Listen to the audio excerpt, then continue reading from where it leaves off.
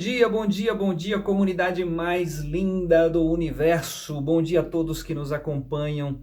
Esse finalzinho de mês, né? Hoje, dia 29 de agosto de 2021, é um grande prazer, é um grande privilégio adentrar a sua casa, ok? O tema nosso de hoje é convencido.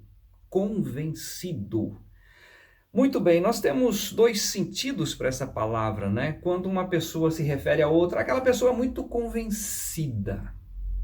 Ela está querendo dizer uma pessoa muito arrogante, é uma pessoa imodesta, né? É uma pessoa que se acha, é uma pessoa que está se achando, né? Então esse é um sentido.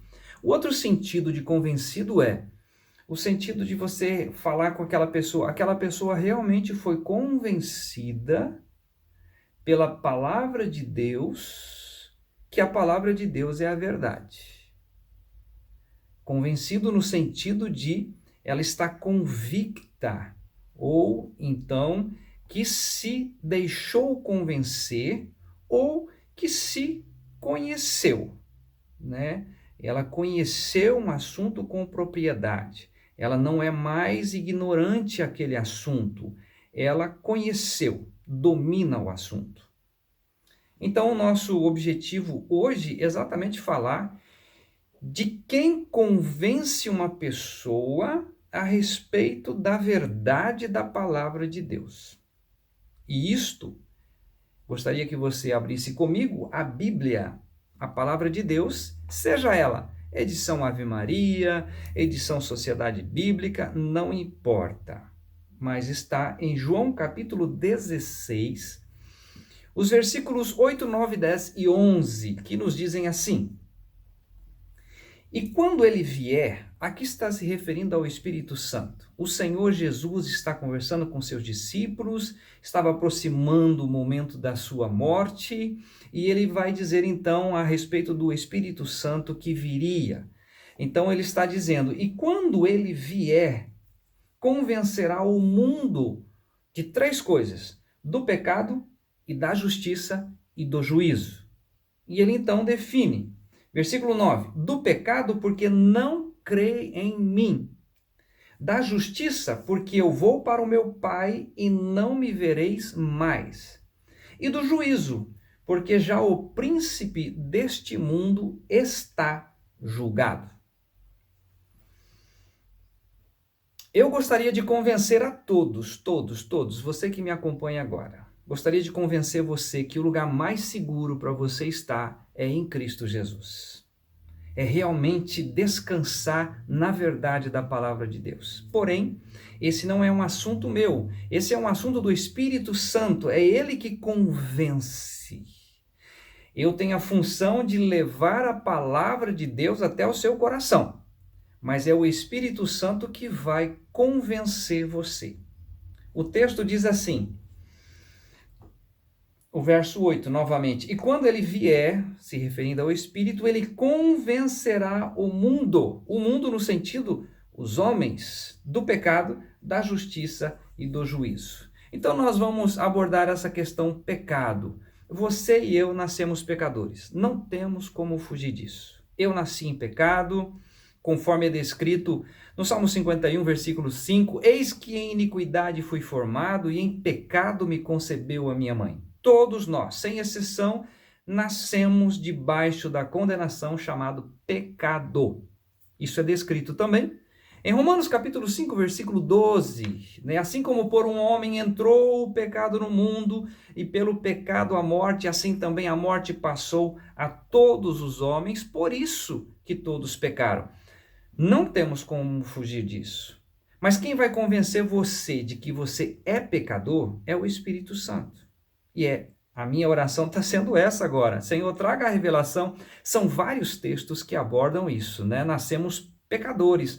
Romanos 3:23 vai dizer, porque todos pecaram e destituídos estão da glória de Deus.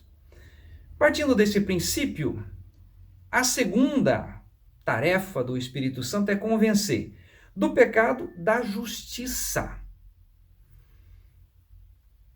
que significa isso? Da justiça. Porque ele diz: eu vou para o meu Pai e não me vereis mais. Eu vim para fazer uma obra e a fiz. Tanto é que na cruz ele usa essa expressão: está consumado, está pronto. O que ele veio fazer? Ele veio buscar e salvar o que se havia perdido. Em João 10,10 ele diz: o ladrão não vem senão a roubar, a matar e a destruir. Eu vim para que tenham vida e a tenham com abundância. O Senhor Jesus diz a respeito disso. Ou seja, ele vem salvar, ele vem buscar a mim, ele vem buscar a você, ele vem salvar, ele vem nos tirar do império das trevas, ele vem nos resgatar do pecado. Tanto é que João Batista, quando ele está se aproximando para ser batizado, João Batista diz o seguinte: eis o Cordeiro de Deus que tira o pecado no mundo. Ele veio para isto. Ele veio para tirar o meu pecado, veio para tirar o seu pecado. E como que ele fez isto? Por um ato de justiça. Você pode conferir na sua Bíblia, seja ela qual for a edição, que está descrita em Romanos capítulo 5, verso 18, que nos diz assim: pois assim como por uma só ofensa veio o juízo sobre todos os homens para a condenação, assim também por um só ato de justiça veio a graça sobre todos os homens para a justificação de vida. Por um homem entrou o pecado no mundo, mas também por um ato de justiça. Aquele ato na cruz do Calvário, Jesus Cristo, ao ser levantado da terra, ele morre naquela cruz. Por que ele morre naquela cruz? Porque Romanos 6:23 diz assim: porque o salário do pecado é a morte, mas o dom gratuito de Deus é a vida eterna em Cristo Jesus. Sendo assim, a morte era necessário. Deus não poupou o Filho de morrer na cruz do Calvário. E por que a morte é necessária? Para pagar esse salário do pecado que é a morte. Então Jesus vai à cruz. E é este ato de justiça, ali na cruz do Calvário.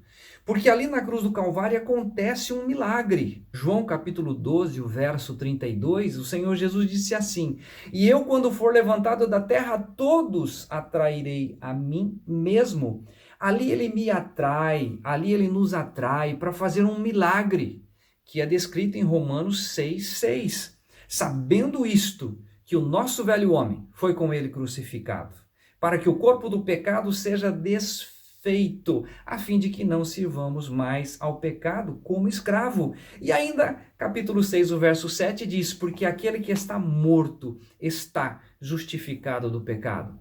Sendo assim, é maravilhoso esse ato de justiça. Então o Espírito Santo convence você do pecado, convence você da justiça, que foi isto que aconteceu na cruz do Calvário. Um outro texto que está descrito em 2 Coríntios capítulo 5, verso 21, que diz assim: aquele que não conheceu o pecado, Jesus, Deus o fez pecado por nós, para que nele, em Jesus, fôssemos feitos justiça de Deus. Sendo assim, você que nos acompanha agora, o Espírito quer te convencer disso. Você nasceu pecador, mas há um ato de justiça que liberta você, que cura você, que destrói o seu velho homem, a natureza de pecado. E, finalmente, em terceiro plano, nessa leitura de João capítulo 16, o versículo 11, vai dizer: e também ele convence-nos do juízo, porque o príncipe deste mundo está julgado. Quem é o príncipe deste mundo? Satanás. A Bíblia diz que o mundo jaz no maligno. E a Bíblia vai dizer em João 12, versículo 31. A Bíblia diz assim: agora é o príncipe deste mundo. Agora será expulso o príncipe deste mundo. Agora quando? Está em João 12, 32. E eu, quando for levantado da terra, todos atrairei a mim mesmo. O que esse príncipe deste mundo faz? O que ele opera? O que ele realiza? Ele prende você. Quer ver? Está descrito em Hebreus capítulo 2, o versículo 14, que diz assim: E visto como os filhos participam da carne e do sangue, também ele participou das mesmas coisas, para que pela morte aniquilasse o que tinha o império da morte, isto é, o diabo, e livrasse todos os que, com medo da morte, estavam por toda a vida sujeitos à servidão. Você entende isso? O pecado gera em você medo da morte, insegurança, o que vai ser depois. Agora, quando você experimenta esse ato de justiça que Jesus fez em meu favor e em seu favor, nos levando a Ele, nos levando a morrer juntamente com Ele, pagando o salário do pecado, o que acontece? O príncipe deste mundo é julgado. E você está livre. Livre do quê? Daquela pressão que está dito aqui no versículo 15. E livrasse todos os que, com medo da morte, estavam por toda a vida sujeitos à servidão. O príncipe já foi julgado, já foi condenado. E alguém pode dizer assim: nossa, mas eu não sabia, como é que eu faço para usufruir disto? Gente, tanta cegueira por tanto tempo. Atos, capítulo 17, versículo 30 diz assim: olha que Deus maravilhoso, gracioso. Mas Deus, não tendo em conta os tempos de ignorância, anuncia agora a todos os homens, em todo lugar, que se arrependam. Hoje, você pode fazer isso. Deus não leva em conta o tempo que você ficou na ignorância. O Espírito Santo está te convencendo hoje. Você nasceu pecador. Mas há um ato de justiça. Jesus nos alcançou. E, finalmente, foi julgado o príncipe deste mundo. Todos aqueles que passam pela obra de Cristo na cruz do Calvário estão livres desse medo da morte.